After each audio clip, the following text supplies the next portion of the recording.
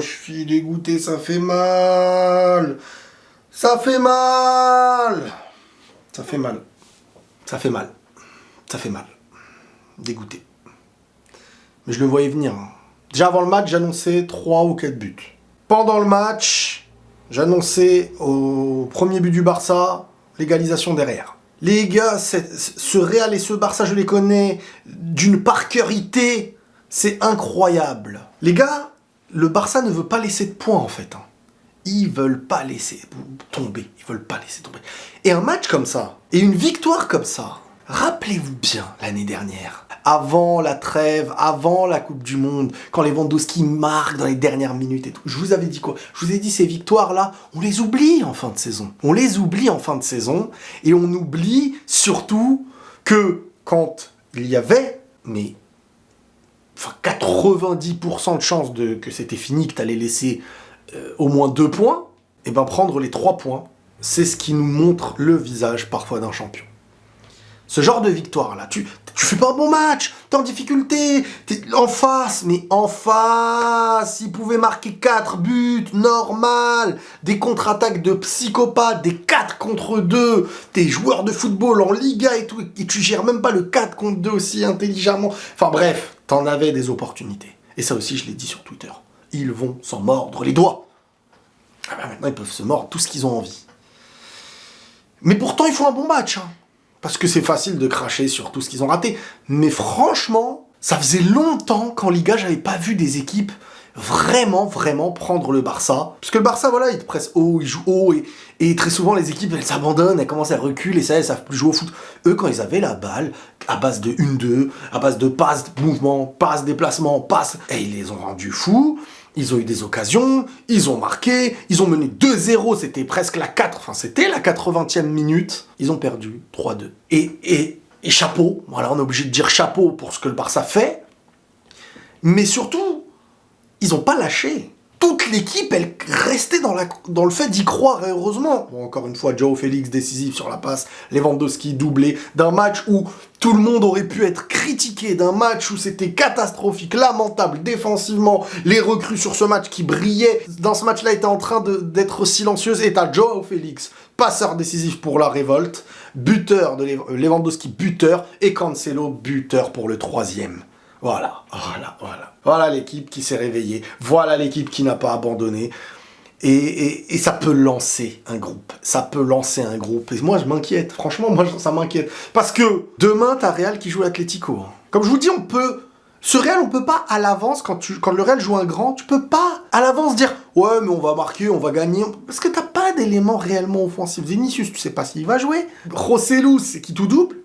T'as pas de vrai... Enfin, tu vois, Bellingham peut marquer, bien entendu, mais on sait que c'est pas à lui, normalement, de faire ce travail-là. Bref, c'est aléatoire. On peut jamais prévoir par la logique que le Real gagnera, en fait. C'est ça que je veux dire. Donc demain, tu sais pas. Mais imaginez, défaite ou match nul du Real, le Barça qui prend la tête alors qu'à la 80e minute, ils étaient en train de perdre 2-0.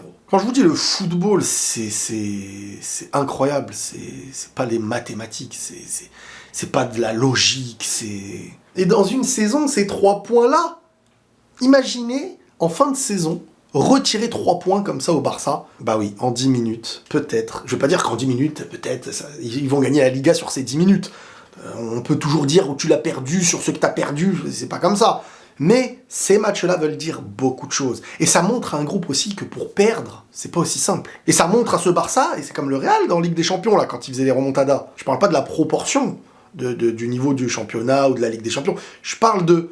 Quand tu le fais, demain t'es mené au score d'un but, je te dis pas que c'est fini. Ces choses-là, elles restent dans ta tête. Tout comme quand tu t'es mangé des remontadas. Ça reste aussi dans ta tête. Et on l'a vu. Paris, Barça et tout. Là, si t'instaures ce truc de... On est en train de perdre, mais calme. On va jouer, et on va les démonter, et on va remonter, etc., etc. Et c'est ce que le Barça a fait sur ce match. Et demain, s'ils sont menés au score à la 80e, bah, ils n'auront pas l'esprit d'abandon. Donc pour gagner, faut aller au bout. Et c'est eux qui ont été au bout. 3 buts en 10 minutes. Le Celta a fait un bon match. Je suis désolé, le Celta, balle au pied, a fait un bon match. Le Celta a bien joué. Alors, ils ont eu des occasions, ils ont raté. Sur les derniers gestes, ils n'ont pas fait les bons choix. Mais malgré tout, en Liga, ça fait un moment que j'ai pas vu le Barça se voir tuer dans le dos autant de fois. Bon, après, il y a des moments où j'ai rien compris. T'avais Koundé à gauche. Xavi, il a tenté des trucs... C'est parti un petit peu en cacahuète, mais le Celta, vraiment, contre le Barça, c'est toujours avec, avec Aspas qui d'un coup se transforme. Le Celta contre le Barça, on dirait c'est la bête noire, quoi. Et ils ont bien joué. Je trouve qu'ils ont bien joué. Et à la fin, dès qu'ils ont oublié de jouer ou essayé en se disant ça, il reste pas longtemps, il peut pas y avoir autant d'énergie, il peut pas y avoir autant de volonté en face, on mène de 2 buts, faut qu'ils en mettent 3 pour gagner. Donc s'ils en mettent 1, c'est pas grave. S'ils en mettent 2, on a quand même un point. Au final, on reste gagnant. Mais 3 buts, c'est une dinguerie. C'est une dinguerie. C'est de la justesse. Et faut pas se précipiter. Mais en même temps, en face, t'as des gars qui voudront peut-être essayer de perdre un peu de temps. Faut le geste parfait, l'appel parfait. Et bref, Lewandowski chirurgical sur les deux.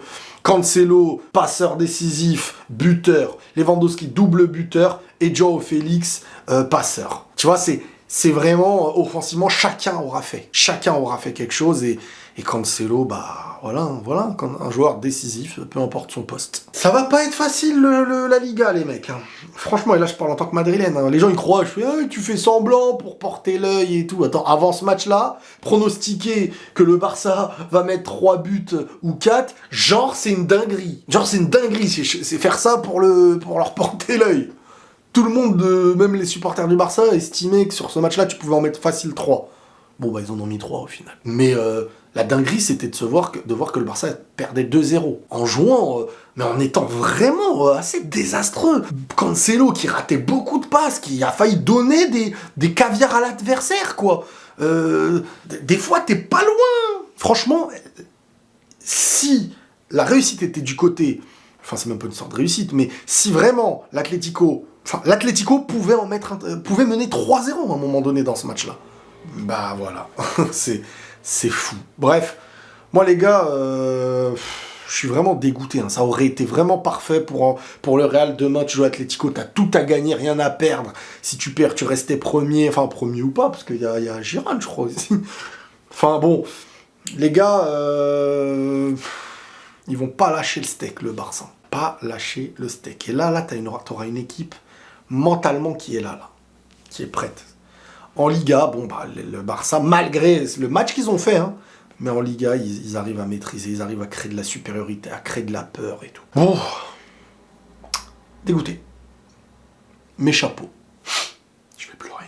Non, je rigole. Prenez tous soin de vous, les amis, et la paix sur vous.